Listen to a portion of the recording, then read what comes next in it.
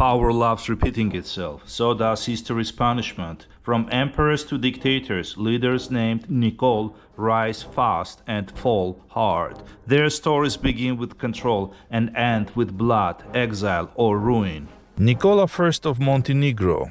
Nikola I ruled Montenegro for more than 50 years, first as prince, then as king. His authority was personal, centralized, and rarely challenged. In 1905, facing pressure from Europe, Nikola introduced a constitution.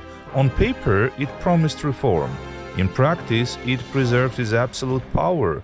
The king retained full control of the army, foreign policy, and state appointments.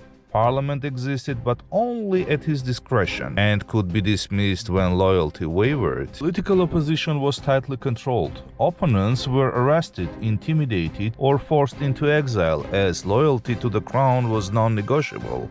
Political pluralism existed largely on paper.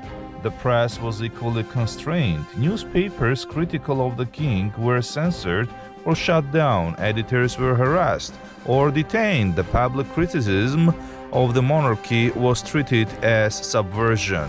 Nikola did not rule through the mass executions or terror campaign. He ruled through absolute authority, selective repression, and controlled reform, enough to prevent resistance before it could grow. For decades, the system endured, but World War I destroyed what authority could not. Montenegro was occupied. The monarchy collapsed and Nikola was forced into exile. He spent his final years far from power, watching his kingdom disappear. His rule did not end with execution. It ended with loss, exile, and irrelevance. Nikolai II, Russia. Nikolai II did not fight for power. He inherited it absolutely. Crowned Tsar in 1894, he ruled by divine right, believing his authority came from God, not from people. But Russia was changing. Industrialization brought unrest. Defeats in war humiliated the empire. People demanded reform. Nicholas resisted. He ruled through repression, censorship, and force, remaining isolated from reality until it was too late. In 1917, revolution swept him from the throne. He abdicated. Months later, he and his family were imprisoned. In July 1918, in a basement in Yekaterinburg, Nicholas II, his wife, their daughters, and young son were shot at close range. Those who survived the bullets were killed with bayonets. Their bodies were mutilated and hidden. This was not just the fall of a ruler, it was the extinction of a dynasty. Nicolae Ceausescu, Romania. Ceausescu came to power not through chaos, but through the communist system itself. After years inside the Romanian Communist Party, he was elevated in 1965 following the death of Gheorghe Gheorghiu.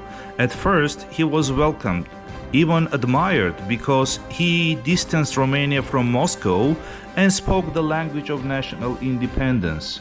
But once in power, Ceausescu transformed the state into a personal kingdom. Criticism became a crime. The secret police watched everyone. To pay foreign debts, he forced extreme austerity, food shortages, cold apartments, ration cards, while he lived in luxury. By the late 1980s, the system cracked. When protests erupted in December 1989, Ceausescu tried to address the crowd and was publicly booed. For the first time, fear broke. He fled by helicopter. Within days, he was captured, tried by a military tribunal, and on December 25, 1989, he and his wife were executed by firing squad. The bullets that killed him ended one of the most suffocated regimes in Eastern Europe.